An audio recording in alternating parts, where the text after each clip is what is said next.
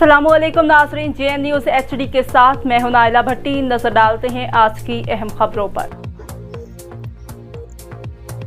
Bahawalpur DPO Syed Mohammad Abbas के command में थाना सिविल लाइंस पुलिस की बड़ी कामयाब कार्रवाई।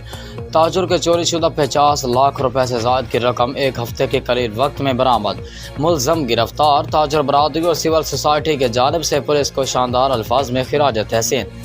बहावलपुर पुलिस को 6-7 जून को रात को इतला मिली कि गला मार्केट से एक ताजर की दुकान से चोरी हो गई है।